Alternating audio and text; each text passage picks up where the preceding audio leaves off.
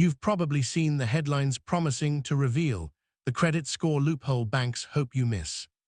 It sounds like a secret backdoor to a perfect credit score, right? So, what is it really? Well, the phrase usually points to a strategy known as credit piggybacking. In a nutshell, it's when someone with a low credit score gets added as an authorized user to an excellent credit account. On the surface, this can be a perfectly legitimate way to build credit.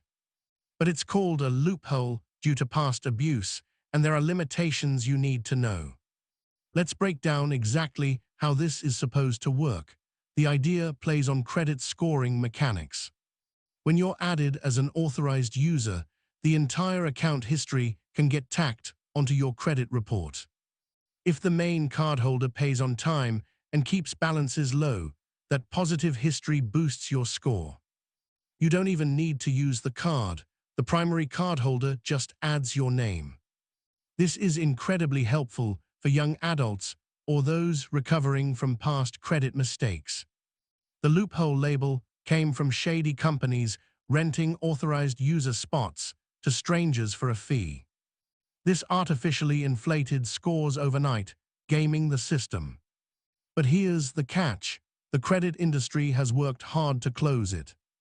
After abuse in the mid-2000s, FICO updated its formulas. New algorithms diminish or ignore authorized user accounts that didn't look like genuine consumer behavior. So what's the reality today? Being an authorized user can still help, but less dramatically. For it to work, the account needs to be with a family member or close friend with a spotless history. The idea of banks hoping you miss something doesn't stop at piggybacking. There are other less transparent practices that can trip you up. One irony is the inactive file trap, a rule that works against consumers. Credit bureaus like Equifax can reset your file to zero if your credit has been inactive for about 2 years. A CBC News case showed a man's 700 score wiped out for stopping credit use to avoid debt. You could be debt-free, financially responsible, then suddenly can't get a loan or mortgage. On paper, you don't have a score at all. It's a strange loophole without clear laws. Another practice to watch out for is how some banks handle credit line increases. You apply for a card, they run a hard pull, approve a low limit.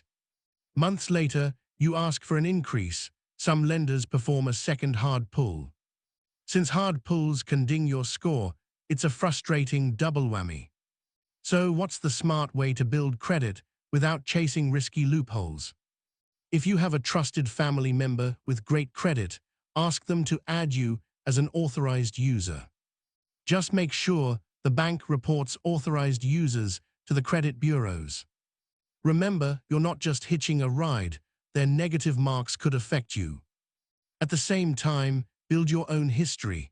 Open a secured credit card or co-borrow on a loan. Pay every single bill on time. Keep your balances low, ideally under 30%. Look into open banking. Lenders now let you share bank account transaction history. That cash flow data can help you get a loan, even with a thin credit file. To understand how these strategies and pitfalls play out, let's walk through examples. First, how piggybacking works when done the right way. Meet Sarah. She's 19 and just graduated high school, with a thin file, no credit history. Her father, Michael, has a credit card he's held for 15 years, with perfect payment history. Michael adds Sarah as an authorized user to that oldest card. He keeps the physical card. Fast forward a month or two, and Sarah checks her credit score. The 15-year history now appears on her report. She suddenly has a credit age of 15 years. The result, Sarah now has a score in the high 700s. She can apply for her own apartment or student credit card without a co-signer. That's the legitimate power of this strategy. Now let's look at the flip side, the abuse that gave piggybacking a bad name. Imagine John. He has bad credit, maybe around 550, due to missed payments years ago. He stumbles across a website promising to boost his score for a $500 fee. The service adds John as an authorized user to a stranger's credit card. If this were the early 2000s, John's score would have jumped 100 points instantly. But today, FICO updated its algorithms to detect this scheme.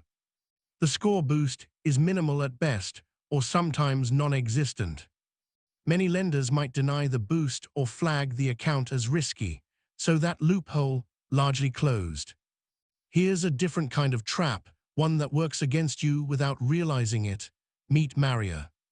In her 20s, she had a car loan and credit card, maintaining a solid 680 score. But 5 years ago, she paid off her car and cut up her credit cards to live debt-free. She pays rent and utilities through bank transfers, never touching credit. Fast forward to today, Maria decides she wants to buy a house. She goes to a mortgage broker and they pull her credit from Equifax. The broker comes back and says, "I'm sorry, Maria, but you don't have a credit score." Equifax classified her file as inactive or thick but stale because she hasn't used credit. They essentially reset her file to zero. The policy allows them to ignore old data. So here's Maria, financially responsible, and she's now considered higher risk. She has to re-establish credit before she can get a mortgage. It's a frustrating irony. Finally, let's look at a practice that might sting if you're not paying attention. This is the bank's double-dip hard pull. Imagine David. He applies for a student starter card. The bank runs a hard inquiry, approves a tiny limit. David uses the card for 3 months, pays on time, then calls for an increase. The bank says, "Sure, but we need to check your credit again." They perform a second hard inquiry just to raise the limit. Here, why it stings. Ideally, the bank should use the payment history they already have with David. Instead, that second hard pull drops his score a few more points. Some credit unions or banks offer increases using a soft pull, which doesn't affect your score.